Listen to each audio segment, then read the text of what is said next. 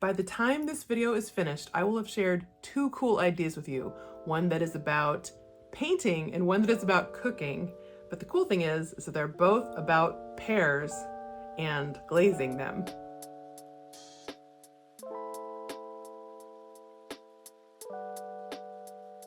A while back, I did a demo painting of these pears here on YouTube, and after the painting dried, I kept looking at it and just going, you know, I knew I wanted to paint over it, and I guess I didn't really feel like repainting the whole thing, but I wondered, you know, everything looks great except the color's just a little dull, a little cold.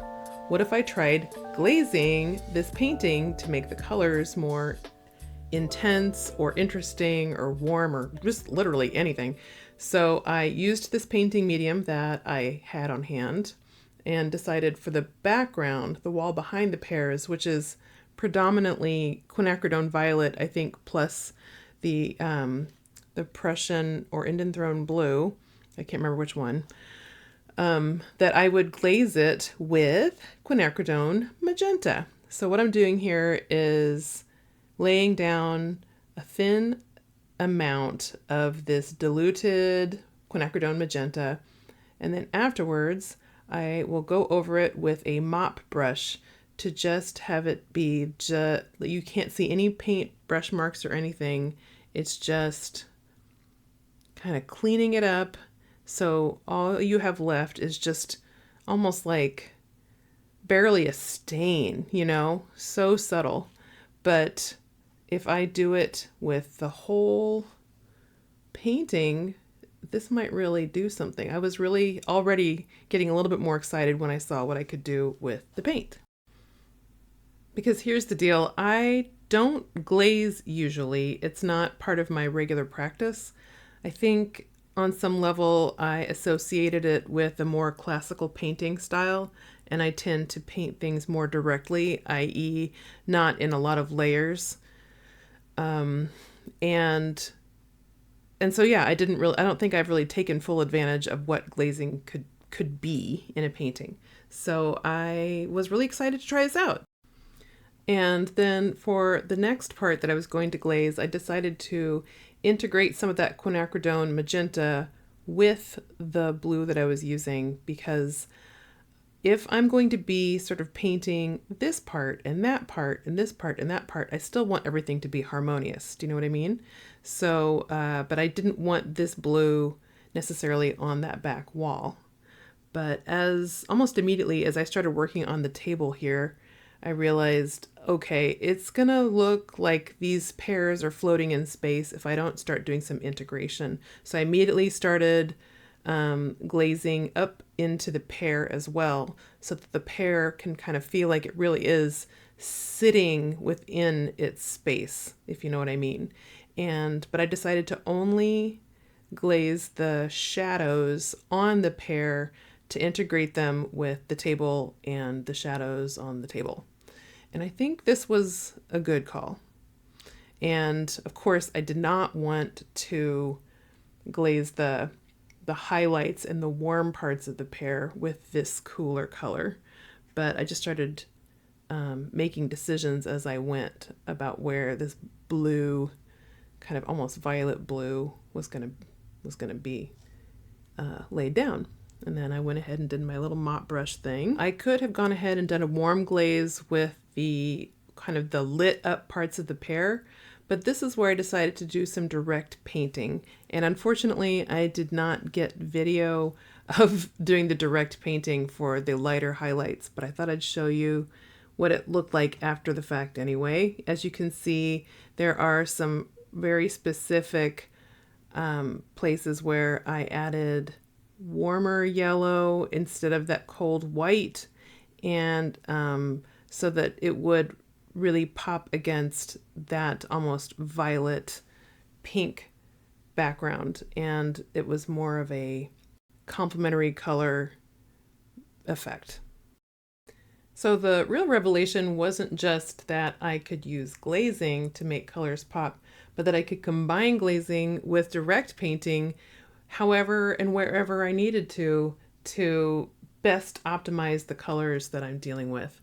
And I am going to continue to try using this idea.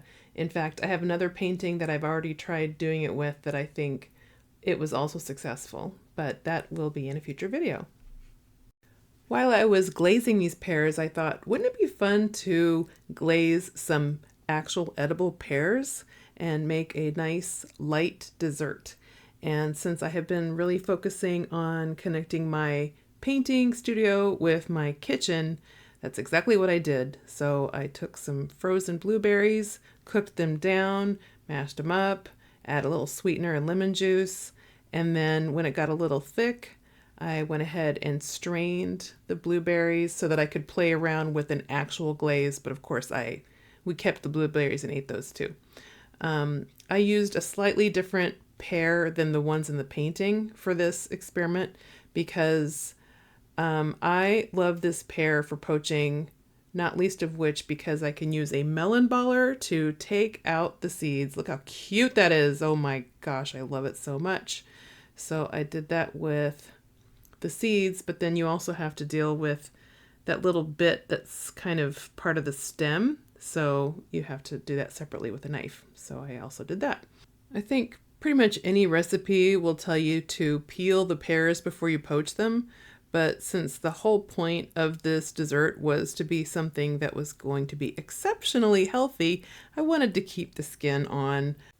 I used a flavorful herbal tea that was pink for the poaching liquid, and I was kind of playing it by ear, and I don't even know if I would recommend the poaching liquid, but basically you're going to want to put a flavored liquid that has been sweetened a little bit, and then also if you want to put some spices or something. So I decided to put some cardamom in there, and this is summertime, so I didn't want to do cinnamon exactly, so I wound up doing a little bit of coriander and ginger. I don't know, this was random, but you could have done anything. I put a little maple syrup, and I think you probably want to mix all of this poaching liquid up before you actually pour it over the pears, but this is what happens when you have a random brain. Oh yeah, and I was cooking something else while I was doing it too. Okay, back to the pears.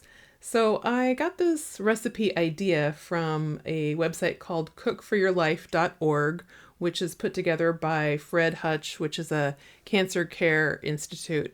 And so I pretty much did a major departure from the recipe. I think the recipe would probably turn out really good, so I'll put a link to it in the description below. But in the meantime, I was very excited to try glazing these beautiful pears with my blueberry glaze. And the whole idea was I wanted to be able to use a basting brush as my paint brush, and I just wanted to have the experience of this. This is the whole reason why I wanted to do this. And also I figured it'd be delicious. So I went ahead and I painted my pears, and then I served them with the actual cooked blueberries, as well as some Greek yogurt and some chopped nuts. And my idea was just with the pear painting where I had a glaze, but I also had that thick paint, that I would have the pears be glazed, but there would also be something rich and thick like the blueberries and the yogurt and the nuts. And anyway, it was a fun idea, truly enjoyable to try to link the kitchen together with the studio, and it was even more fun to imagine sharing it with you. So thanks for going along this little mini journey with me, and I look forward to seeing you soon for some more painting and kitchen adventures.